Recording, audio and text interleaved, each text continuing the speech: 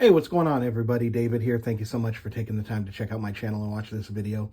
I'm going to be doing some comic book reviews of some books that I read this last week, and just give my thoughts, kind of do a brief rundown of the story, give a little bit of my thoughts, yeah, and then do a recap at the end. Right, so one thing I do want to discuss before I get into the reviews is that if you're looking for me to tell you what books not to buy, I'm not that person. I'm not going to tell you ever not to buy a comic book because my experiences reading comics are not your experiences. So I'm not going to try to keep you from reading something that you might end up enjoying, even though I didn't enjoy the book. That's not my place. I'm not going to do that. I would rather tell you about books I've read, tell you how much I have enjoyed them, and if that entices you to go buy the book, whether you like it or not, at least you've read it, at least you gave it a shot. I'm sorry if there's books that you pick up because of my recommendations that you don't enjoy, but hey, not every comic is for everybody.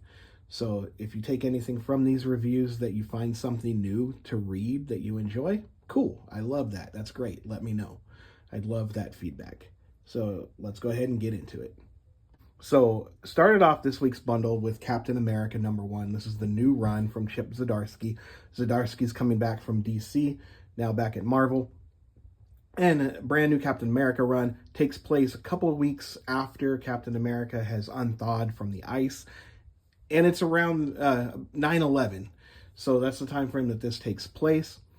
And there's a new character introduced named David Colton, and his story is going off and on through this issue. Kind of like flashbacks. He's a kid, kind of has the same story as Captain America, how Steve Rogers went into the army, was scrawny. The other members of the military, like his commanding officers, didn't think he would make it. And kind of the same thing here. David is constantly being told that he's too small, he's not going to make it, this is a waste of time. But the difference between him and Steve Rogers is that David has an mean streak. He's got some anger issues. So instead of, just keeping quiet and proving them wrong, he lashes out and he just starts beating people up. Then the story continues with Steve Rogers meeting Reed Richards for the first time because he's sent on a mission to Latveria to try to find out what Dr. Doom is up to, and nobody knows Dr. Doom better than Reed Richards. So he gets some information from Reed Richards about what to expect from Dr. Doom. And at the end of the book, Steve has his team assembled and they're going to Latveria. And then they reveal at the end this shot, which appears to be David Colton, because David has red hair, with a Captain America shield on his back. And it says, "Can Captain America make the world a better place?" So this is interesting. So it's kind of like they're setting up another Captain America, but one with anger issues, kind of like what happened in Falcon and the Winter Soldier with John Walker. So this would be interesting. Zdarsky did a great job with the writing here. I was really impressed. I love Zdarsky. What can I say? I shouldn't say impressed because I already know I love his work. And Valerio Schiti and Frank Martin with the art. This issue was superb. I love it. I enjoyed it a lot. All right, next up, we have Daredevil issue 23. This issue was like a big fight between Daredevil and Taskmaster. And it was really cool, kind of a spoiler here if you haven't read this book. It was interesting to see Taskmaster fight Daredevil. Because, of course, Daredevil's blind. Everybody knows that. But Taskmaster has to adjust to that, because that's part of what Daredevil's fighting style is. He has to compensate for it with his powers. So there's a part in this book where Daredevil hears Taskmaster doing something, and it's revealed that Taskmaster is blinking really quickly under his mask so that he can kind of get the effect of being blind while fighting. And I thought that was really cool. So not only does Taskmaster just adjust to the moves that his opponents are doing, he tries to mimic the circumstances that are causing his opponents to fight like they do, which is really cool. So I like this one as well. And this one was written by Saladin Ahmed, Carlos Nieto and Jose Luis Suarez, sorry if I'm butchering these, did the pencils. And Carlos Nieto and Oren Jr. did the inks. Jesus Abertov was on colors, and VC's Clayton Cowles on letters. So this is cool. If you're reading the Daredevil run, I hope you're enjoying this. All right, and this is a fun book. This was Ghostbusters Dead Man's Chest #2 from Dark Horse Comics.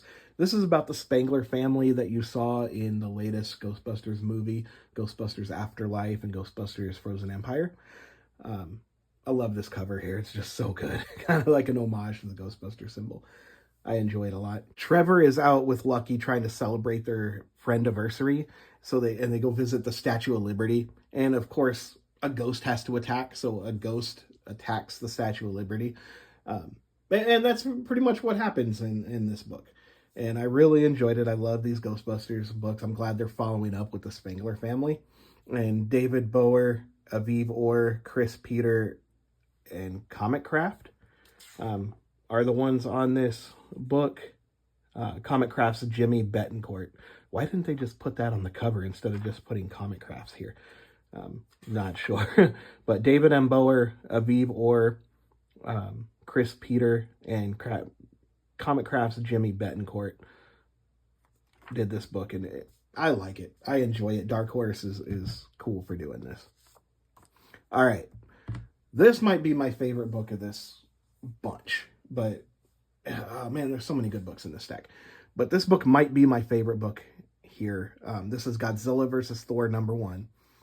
I've been reading all of these Godzilla versus Marvel titles, and with the fights with Godzilla, they've kind of been lackluster because I go in and I expecting, it's Godzilla versus is what the title of these books are, but you don't really get a fight between Godzilla and the opponent, like Spider-Man, the X-Men, Fantastic Four. Those have what the fights have been against, but they haven't really been fights. This book, this was a fight. This is a fight between Godzilla and Thor, a really unexpected way as to how the fight happened, but from the time the fight starts to the time this book ends, they beat the crap out of each other. I'm trying to keep this friendly for the kids that might be watching. It is a knockdown, drag-out battle with a surprising ending. So if you are not reading any of these Godzilla versus Thor books, or not Godzilla versus Thor, if you are not reading any of these Godzilla versus Marvel titles, read this one, because you're going to get a fight, and it's entertaining. I love it a lot. There we go. All right, X-Men #19. Cypher, Doug Ramsey, spoilers in case you don't know, is the heir to Apocalypse. He is now going by the name Revelation, and he is set out to fulfilling Apocalypse's goal of survival of the fittest. However, he's going to do it a little bit differently.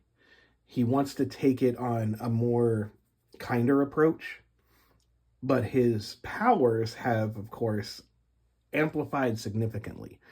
So he could always interpret language, which was his power was interpreting language. But now he can communicate with the entire Earth. So he can essentially, kind of like the Purple Man, kind of essentially say something and it happens. That's how I'm seeing this power to work. So he's going to use that to try to make the Earth a better place. And there's going to be a big whole crossover between the X-Men and a bunch of other titles later on down the road. That's going to be this is going to be a big factor. It's going to play a big factor in. So if you're an X-Men fan, start reading this, because this is interesting. All right, speaking of X-Men, this is the Hellfire Vigil #1. I don't know what to say about this book. A lot happened in this book. So I'm not going to be able to touch on everything. But there is a new character that got introduced a while back named Dr. Corina Ellis. I believe I'm pronouncing her name that way. She is in charge of the prison. She turned the Westchester X-Mansion into a prison. And that's where they're keeping Xavier, last I read. So in this book, there's different parts of like different sanctuaries. I'm trying to describe it the best I can. Different sanctuaries that mutants go to not celebrate but honor the end of Krakoa, because that was their utopia, that was their perfect life, right? And they're sad that it ended. So they're trying to honor that time by getting together once a year and just reflecting back. So there's a part where Dazzler is throwing a concert and she ends up getting arrested, spoiler, by Corina Ellis. The other mutants in the area go to fight back, but she doesn't want that to happen. She wants this to be peaceful. So she wants them to remember Krakoa and hope that they can get back to that way of life. But there's something else very important that happened in here that I think you're going to want to pay attention to, especially if you're an X-Men fan, especially if you're a Storm fan. And spoilers, if you don't want to know, just fast forward about 30 seconds or so. There's kind of a flash forward here, and there's a storyline going on in the Storm miniseries. I'm not reading that, so I don't know exactly what it is, how it transpired. But they kind of do a fast forward to Storm's child, and they make a impression. They don't tell you exactly who the father is, but they give you some ideas that it can be one of two people. It's either going to be, or I would say probably one of three people. I don't know. Either Wolverine, because they mentioned the child has Storm's power and black hair and show a fang in her mouth. Or it could be Blade. That's two. I'm kind of thinking Black Panther, but T'Challa doesn't really have fangs.